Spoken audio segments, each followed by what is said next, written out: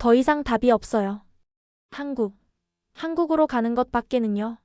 게다가 꼭 한국으로 가야 할 숙명적 사명이 있었음을 깨닫게 되었거든요. 판도라 상자가 열린 지금 처음부터 제 운명은 그렇게 정해져 있었던 것 같아요. 모든 걸 제자리로 돌려놓아야 할 저의 이야기 지금부터 들려드릴게요. 저는 가나가와현 요코하마에서 태어나 자란 히나입니다. 어릴 때부터 이 땅에서 살아왔지만 최근 몇 년간 일본에서 느끼는 불안감이 점점 커져만 갔어요. 2011년 동일본 대지진 이후 우리 가족은 언제 또 다른 재해가 닥칠지 모른다는 두려움 속에서 살고 있었습니다. 매일 아침 일어나면 지진 속보를 확인하는 게 일상이 되었죠. 그뿐만 아니라 사회 전반에 퍼진 불안감도 저를 짓눌렀어요. 경제 침체, 고령화 사회, 그리고 미래에 대한 막연한 걱정들이 저를 숨막히게 했습니다. 그런데 이상하게도 저에게는 마음의 위안이 되는 곳이 있었어요. 바로 한국이었습니다. 중학교 때부터 K-팝을 듣기 시작했는데 처음엔 단순히 음악이 좋아서였죠. 하지만 시간이 지날수록 한국 문화 전체에 빠져들게 되었습니다.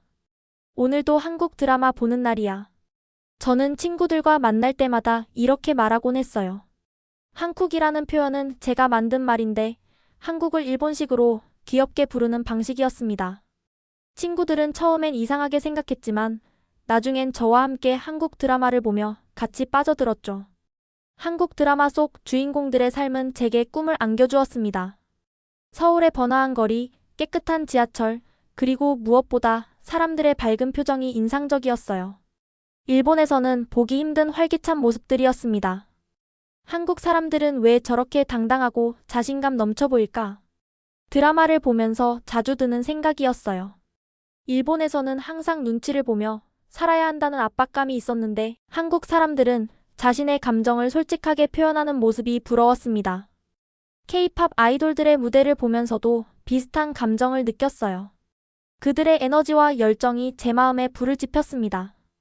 특히 한국어로 된 가사를 따라 부르면서 한국어에 대한 관심도 커져갔죠. 언젠가는 한국어를 유창하게 말하고 싶어. 저는 독학으로 한국어 공부를 시작했습니다. 처음에는 드라마 대사를 따라하는 정도였지만 점점 문법과 단어를 체계적으로 배우게 되었어요. 한국어를 배울수록 한국 문화에 대한 이해도 깊어졌습니다. 그러던 어느 날 또 다른 지진 경보가 울렸어요. 저는 책상 밑으로 몸을 피하면서 문득 이런 생각이 들었습니다. 이 땅에서 늙고 싶지 않아. 그 순간 제 마음속에서 어떤 결심이 굳어졌어요. 한국에서 공부하고 싶다는 막연한 꿈이 구체적인 계획으로 바뀌었습니다. 한국은 제게 안전하고 희망적인 땅으로 느껴졌거든요. 일본의 끝없는 재해의 불안과 사회적 침체감 속에서 한국은 마치 새로운 가능성의 땅처럼 보였습니다. K-팝과 드라마를 통해 본 한국의 모습은 제게 꿈과 희망을 주었어요. 엄마, 저 한국으로 유학 가고 싶어요. 그날 밤 저는 엄마에게 조심스럽게 말을 꺼냈습니다. 엄마는 처음엔 놀라셨지만 제 진지한 표정을 보시고는 진지하게 들어주셨어요. 정말 진심이니? 네, 정말 진심이에요. 한국에서 새로운 삶을 시작하고 싶습니다. 그렇게 저의 한국행 계획이 시작되었습니다. 불안한 일본 땅에서 벗어나 희망의 땅, 한국으로 향하겠다는 결심을 굳혔죠. 그때만 해도 이 결정이 제 인생을 완전히 바꿔놓을 줄은 몰랐습니다. 한국 유학을 결심한 후 저는 먼저 한국을 직접 체험해보기로 했습니다. 대학 방학을 이용해서 일주일간 서울 여행을 떠났죠. 그 여행이 제 인생의 전환점이 되었어요. 인천공항에 도착한 순간부터 충격의 연속이었습니다. 공항의 규모와 시설에 먼저 놀랐어요.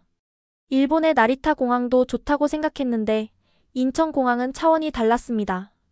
와, 정말 깨끗하고 넓어. 자동화된 시설들과 친절한 안내 서비스를 보면서 한국의 선진성을 실감했어요. 공항 직원들이 외국인인 저에게도 정말 친절하게 대해주었습니다. 길을 물어보면 몸짓까지 써가며 자세히 설명해 주었죠. 서울 시내로 들어가는 공항철도를 타면서 또 한 번 놀랐습니다. 전철의 청결함과 정시성이 일본 못지않았어요. 아니, 어떤 면에서는 더 좋았습니다. 특히 스크린도어 시스템이 인상적이었어요. 안전에 대한 배려가 정말 철저하네. 지하철 2호선을 타고 강남역에 도착했을 때의 기분은 지금도 잊을 수 없어요. 드라마에서만 보던 그 거리가 눈앞에 펼쳐진 거예요. 하지만 실제로 본 강남은 드라마보다 더 역동적이고 세련되었습니다. 거리를 걸으면서 사람들을 관찰했어요. 모든 연령대의 사람들이 자신감 있게 걸어 다니는 모습이 인상적이었습니다. 일본에서는 보기 힘든 당당함이었죠. 여행 중에 작은 사고가 있었어요. 명동에서 길을 헤매다가 넘어져서 무릎을 다쳤습니다. 피가 조금 났는데 지나가던 한국 아주머니가 저를 도와주셨어요. 괜찮아요? 병원 가야겠네요. 그 아주머니는 저를 가까운 병원까지 데려다 주셨습니다. 병원에서의 경험도 놀라웠어요. 접수부터 치료까지의 과정이 정말 체계적이고 빨랐어요. 일본보다 훨씬 효율적이었습니다. 외국인이라고 차별받지 않네. 의료진들도 저를 일반 환자와 똑같이 친절하게 대해주었어요. 한국어가 서툰 저를 위해 천천히 설명해 주시고 영어로도 설명해 주셨습니다. 지하철을 이용할 때마다 감탄했어요. 노선도가 정말 체계적이고 환승도 편리했습니다. 특히 지하철역 내부의 상가들이 발달해 있어서 생활하기 정말 편리해 보였어요. 여기서 살면 정말 편할 것 같아. 홍대에서 만난 대학생들과 이야기를 나눌 기회가 있었어요. 그들의 꿈과 열정에 대한 이야기를 들으면서 큰 자극을 받았습니다. 일본 대학생들보다 훨씬 적극적이고 미래지향적이었어요. 한국 대학생들은 정말 활기차구나. 카페에서 공부하는 학생들의 모습도 인상적이었어요. 늦은 시간까지 열심히 공부하면서도 서로 도우며 공부하는 모습이 보기 좋았습니다. 여행 마지막 날, 남산타워에 올라가서 서울 시내를 내려다봤어요. 한강이 흐르고 고층 빌딩들이 즐비한 모습을 보면서 가슴이 뛰었습니다. 서울이 나의 집이 될지도 몰라.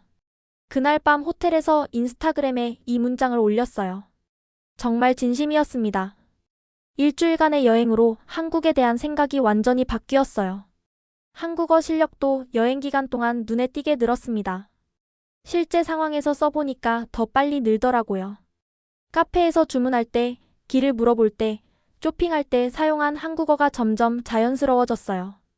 나는 한국어에 재능이 있는 것 같아. 현지 사람들도 제 한국어 실력을 칭찬해줬어요. 발음이 자연스럽다는 말을 여러 번 들었습니다. 마치 한국어가 제 모국어인 것처럼 느껴지기도 했어요.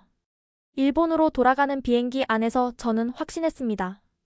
한국 유학이 아니라 한국 이민을 진지하게 고려해야겠다고요. 한국은 제게 단순한 여행지가 아니라 새로운 삶의 터전이 될 수 있는 곳이었습니다. 엄마에게 어떻게 말하지? 비행기에서 내내 고민했어요. 유학과 이민은 차원이 다른 이야기니까요. 하지만 제 마음은 이미 정해져 있었습니다. 한국에서 새로운 인생을 시작하고 싶었어요. 한국 여행에서 돌아온 지 한 달 후 갑작스러운 소식이 저를 덮쳤습니다. 제가 가장 사랑하는 할아버지 다카시가 갑자기 돌아가신 거예요. 아침에 할머니의 울먹이는 전화를 받았을 때 처음엔 뭔 말인지 이해할 수 없었어요. 희나야 할아버지가. 할머니의 목소리가 떨리고 있었습니다. 저는 급하게 할아버지 댁으로 달려갔어요. 평소에 건강하셨던 할아버지가 새벽에 갑자기 심장마비로 돌아가셨다는 소식이었습니다. 할아버지는 제게 특별한 존재였어요. 어릴 때부터 저를 정말 예뻐해 주셨고 제가 한국 문화에 관심을 보일 때도 유일하게 이해해 주신 분이었습니다. 할아버지 왜 이렇게 갑자기? 빈소에서 할아버지의 영정을 보며 눈물이 멈추지 않았어요. 한국 유학에 대한 이야기도 할아버지와 나누고 싶었는데 이제 그럴 수 없게 되었습니다. 장례 준비를 하면서 할아버지의 개인 물품을 정리하게 되었어요. 그때 이상한 걸 발견했습니다. 할아버지의 서류들 중에 일본 이름이 아닌 다른 이름이 적힌 종이가 있었어요. 이영식, 이게 뭐지? 처음에는 할아버지가 아는 다른 사람 이름인 줄 알았어요. 하지만 자세히 보니 할아버지의 생년월일과 일치하는 정보들이 적혀 있었습니다. 장례식 당일 더 큰 충격이 기다리고 있었어요. 화장장에서 유골함에 이름을 새기는 과정에서였습니다. 할머니가 스님에게 뭔가를 속삭이시더니 스님이 저를 따로 부르셨어요. 희나 씨 할아버지에 대해 모르는 게 있죠? 스님의 말씀이 이상했어요. 할아버지에 대해 모르는 게 뭐가 있을까 싶었습니다. 할아버지는 원래 한국분이었어요. 그 순간 제 머릿속이 하얘졌어요. 뭔 소리인지 이해할 수 없었습니다. 무슨 말씀이세요? 할아버지의 본명은 이영식이에요. 일제강점기에 일본으로 오신 분이죠. 스님의 설명을 들으면서 저는 말 그대로 충격에 빠졌어요. 제가 평생 일본인이라고 생각했던 할아버지가 사실은 한국인이었다는 것입니다. 그럼 저는 제가 한국인의 후손이라는 말씀이세요? 그렇죠. 할아버지가 돌아가시기 전에 할머니에게만 이야기해 달라고 하셨어요. 유골함에 새겨진 이영식이라는 이름을 보면서 온몸이 떨렸어요. 제가 그토록 좋아했던 한국이 그리고 한국어가 우연이 아니었다는 생각이 들었습니다. 할머니에게 더 자세한 이야기를 들었어요. 할아버지는 1930년대에 가족과 함께 일본으로 건너오셨다고 했습니다. 당시엔 먹고 살기 위해 어쩔 수 없는 선택이었죠. 왜 지금까지 말씀 안 하셨어요? 할아버지가 그 시절 이야기를 하기 싫어하셨어. 너무 힘든 기억들이었거든. 할머니의 설명으로는 할아버지가 일본에서 살면서 많은 차별을 받으셨다고 했어요. 그래서 자신의 출신을 숨기고 살아야 했다는 거예요. 그런데 희나가 한국을 좋아한다고 할 때 할아버지가 얼마나 기뻐하셨는지 몰라. 할머니의 말에 또 다시 눈물이 났어요. 할아버지가 제 한국 사랑을 지지해주신 이유를 이제야 알 수 있었습니다. 그날 밤 집에 돌아와서 혼자 생각에 잠겼어요. 제가 한국을 좋아하게 된 게 정말 우연이었을까? 아니면 피 속에 흐르는 무언가가 저를 이끈 걸까? 할아버지, 당신은 누구셨을까요? 이영식이라는 이름을 종이에 써보면서 이상한 기분이 들었어요. 한국어로 쓰니까 더 친숙하게 느껴졌습니다. 마치 원래 알고 있던 이름인 것처럼요. 그 순간부터 제 한국행 계획에 완전히 새로운 의미가 생겼어요. 단순한 유학이나 이민이 아니라 뿌리를 찾아가는 여행이 된 거였습니다. 할아버지가 제일 한국인이었다는 사실을 알게 된 후 저는 며칠 동안 아무것도 할 수 없었어요. 제가 누구인지 어디서 온 사람인지 완전히 혼란스러워졌습니다. 거울을 보면서 제 얼굴을 유심히 관찰해 봤어요. 그동안 당연히 일본인이라고 생각했던 제 모습이 이제는 다르게 보였습니다. 내 눈은 한국인 눈일까, 일본인 눈일까? 이런 생각을 하는 저 자신이 우스웠지만 정말로 궁금했어요. 제 안에 흐르는 한국인의 피가 겉모습에도 나타나는 건 아닐까 싶었습니다. 친구들에게 이 사실을 말해야 할지도 고민되었어요. 평생 일본인 친구라고 생각했던 저에게 갑자기 한국인의 피가 흐른다고 하면 어떻게 받아들일까요? 나는 일본인인가, 한국인의 후손인가? 이 질문이 제 머릿속을 맴돌았어요. 일본에서 태어나고 자란 저는 분명 일본인이지만 할아버지의 고향은 한국이었습니다. 그럼 저는 뭐가 되는 걸까요? 할머니에게 할아버지에 대한 더 많은 이야기를 들었어요. 할아버지는 젊은 시절 일본에서 정말 고생을 많이 하셨다고 했습니다. 조선인이라고 놀림받고 취직도 어려웠어. 할머니의 이야기를 들으면서 가슴이 아팠어요. 할아버지가 왜 자신의 정체성을 숨기고 살아야 했는지 이해가 되었습니다. 그래도 할아버지는 한국을 그리워하셨어요. 가끔 한국말로 혼잣말 하시는 걸 들었거든. 이 말을 듣고 소름이 돋았어요. 할아버지가 한국어를 하실 줄 아셨다는 걸 처음 알았거든요. 그럼 제가 한국어를 배울 때 할아버지가 도와주실 수도 있었을 텐데 왜 말씀 안 해주셨을까? 아마도 할아버지는 과거의 상처 때문에 한국과 관련된 이야기를 하고 싶지 않으셨던 것 같아요. 하지만 손녀인 제가 한국을 좋아하는 모습을 보면서는 기뻐하셨을 거예요. 학교에 가서도 집중이 안 되었어요. 수업 시간에 친구들을 보면서 이들과 나는 다른 걸까? 하는 생각이 들었습니다. 겉으로는 똑같아 보이지만 제 안에는 다른 무언가가 흐르고 있다는 느낌이었어요. 점심시간에 혼자 앉아서 한국어 공부를 했어요. 예전보다 더 진지하게 공부하게 되었습니다. 이제는 단순한 취미가 아니라 제 뿌리와 연결된 언어라는 생각이 들었거든요. 안녕하세요라고 한국어로 말해보면서 이상한 감정이 들었어요. 마치 할아버지와 대화하는 것 같은 기분이었습니다. 그날 밤 인터넷으로 제일 한국인에 대해 검색해봤어요. 생각보다 많은 사람들이 비슷한 상황에 있다는 걸 알았습니다. 자신의 정체성에 대해 고민하는 사람들이 많았어요. 나만 이런 고민을 하는 게 아니구나. 온라인 커뮤니티에서 비슷한 경험을 한 사람들의 이야기를 읽어봤어요. 어떤 사람은 한국으로 돌아갔다고 했고, 어떤 사람은 일본에서 한국인으로서의 정체성을 찾으며 살고 있다고 했습니다. 제 경우는 어떻게 해야 할까요? 일본에서 태어나 자란 저에게 한국은 여전히 외국이에요. 하지만 혈통으로는 한국인인 셈이죠. 피는 속일 수 없다는 말이 정말일까? 제가 한국 문화에 끌리게 된 것도, 한국어를 쉽게 배우게 된 것도 모두 할아버지로부터 물려받은 무언가 때문일까요? 과학적으로는 말이 안 되지만 감정적으로는 그럴 것 같았어요. 며칠 후 할머니 댁에 갔을 때 할아버지 방에서 오래된 상자를 발견했어요. 할머니가 정리하다가 찾으신 거였는데 할아버지의 개인 물품들이 들어 있었습니다. 이것들을 희나가 가져가면 좋겠어. 상자를 열어보니 정말 놀라운 것들이 들어 있었어요. 한국어로 된 편지들과 오래된 사진들, 그리고 작은 일기장까지 있었습니다. 할아버지가 이런 걸 간직하고 계셨구나. 사진 속의 젊은 할아버지는 제가 아는 모습과는 달랐어요. 더 꿈에 차 있고 희망적인 표정이었습니다. 아마 한국에 계실 때의 모습이겠죠. 그 순간 저는 결심했어요. 할아버지가 이루지 못한 꿈을 제가 대신 이뤄드리고 싶다고요. 한국으로 돌아가는 꿈 말입니다. 할아버지의 유품을 집으로 가져와서 하나씩 살펴봤어요. 가장 눈에 띈 건 작은 일기장이었습니다. 한국어와 일본어가 섞여서 적혀 있었어요. 일기장을 펼치는 순간 가슴이 뛰었어요. 할아버지의 진솔한 마음이 그대로 담겨 있었거든요. 고향이 그립다. 언제쯤 돌아갈 수 있을까? 1950년대에 쓰인 것 같은 글이었어요.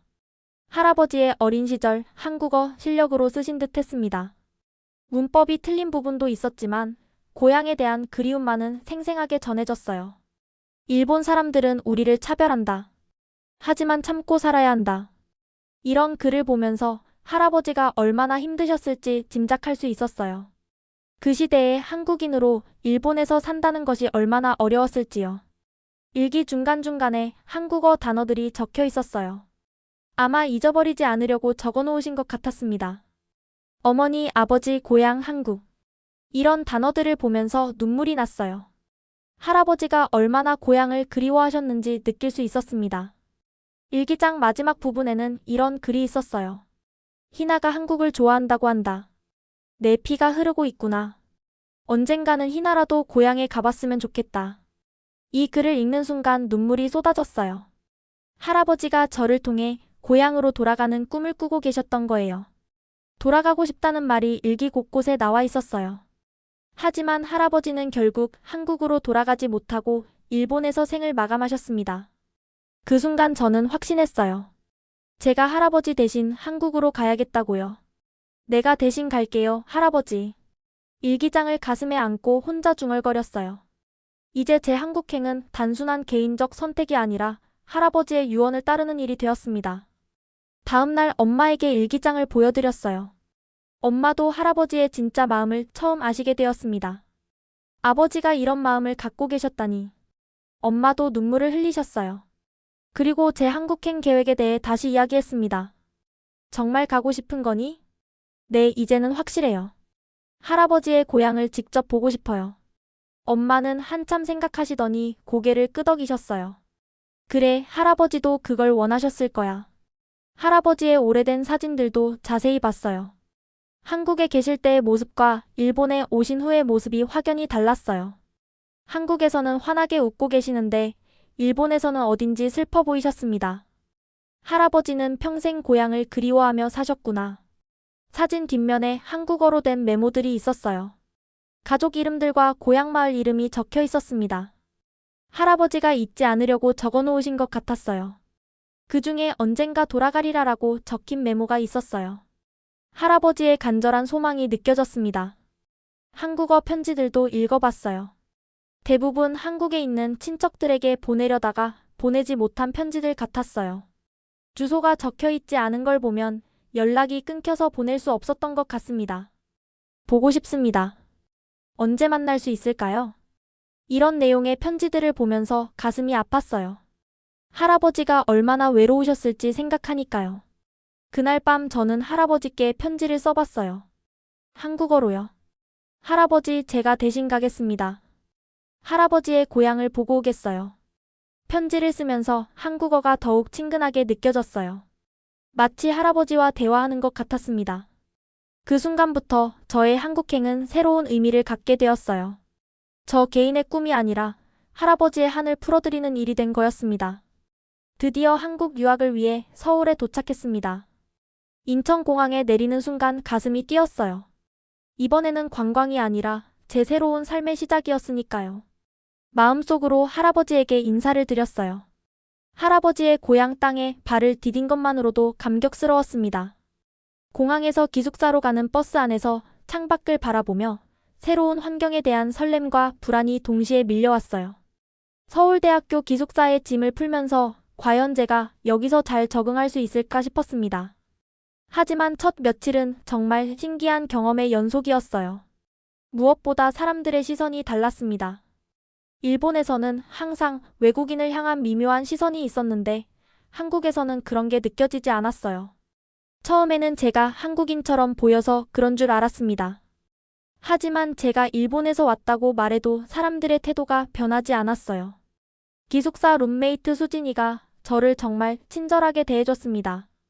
제가 외국인이라는 걸 전혀 개의치 않으면서 오히려 일본 문화에 대해 궁금해했어요.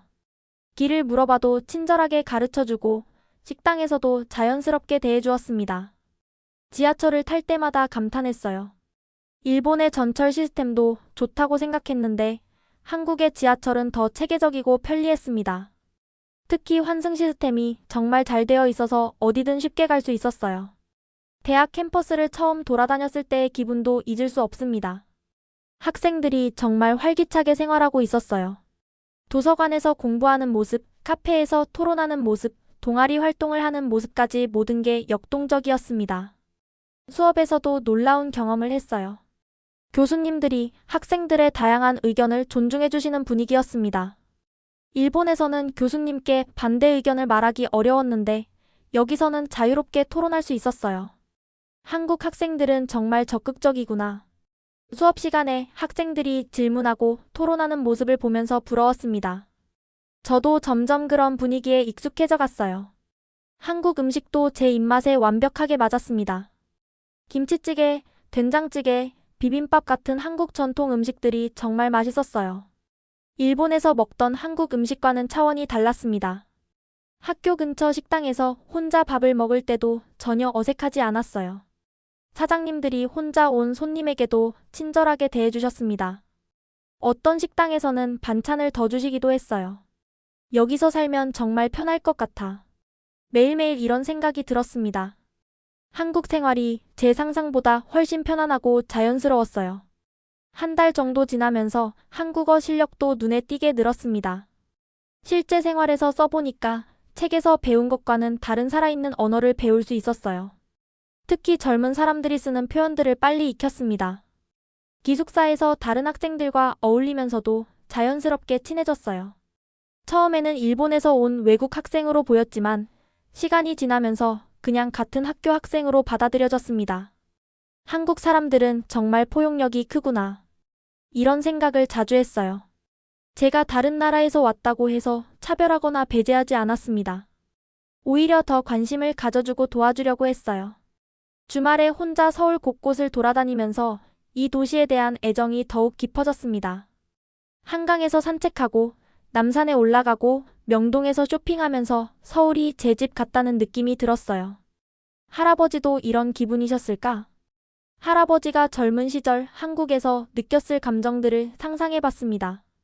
아마 이런 편안함과 소속감을 느끼셨을 거예요.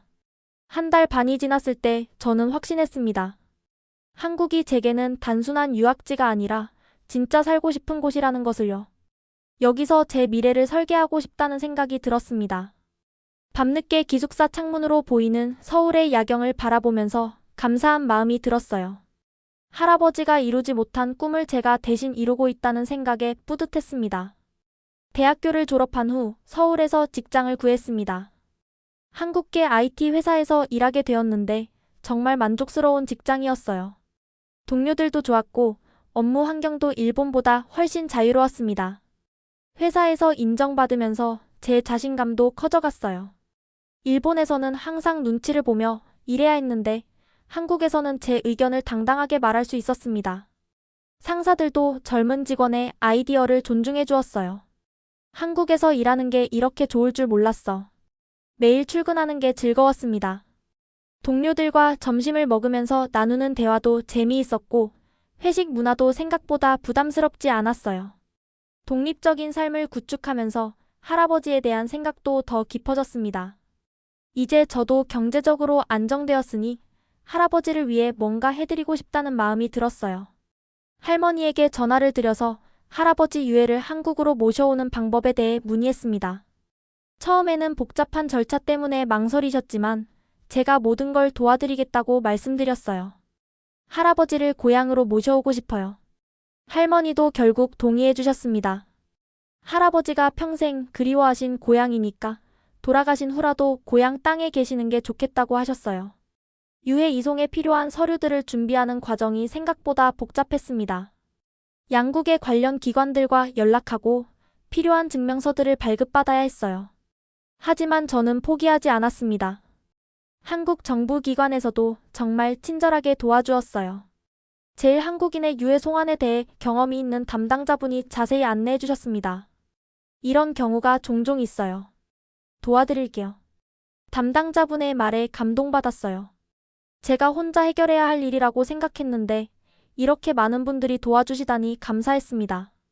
몇 달 후 드디어 할아버지의 유해를 한국으로 모셔올 수 있게 되었습니다. 인천공항에서 할아버지를 맞이하는 순간 눈물이 쏟아졌어요. 할아버지 드디어 고향에 오셨어요. 70년 만에 고향으로 돌아오신 할아버지를 생각하니 가슴이 벅찼습니다. 할아버지가 평생 꿈꾸신 일이 이제야 이루어진 거예요. 서울 근교의 공원묘지에 할아버지를 모시기로 했습니다. 한강이 보이는 아름다운 곳이었어요. 할아버지가 좋아하실 것 같은 자리였습니다. 장례식을 다시 치르면서 이번에는 할아버지의 진짜 이름인 이영식으로 모셨어요.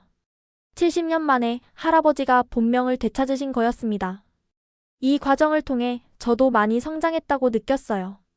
가족의 일을 제가 주도적으로 해결하면서 책임감도 커졌습니다. 이제 저는 단순한 손녀가 아니라 가족을 이끌어가는 사람이 된 것 같았어요. 일본에 있는 엄마와 여동생에게도 한국으로 오라고 권했습니다. 제가 한국에서 안정적인 생활을 하고 있다는 걸 보여드리고 싶었어요. 한국 정말 좋아? 살기 어렵지 않아? 엄마는 걱정이 많으셨습니다.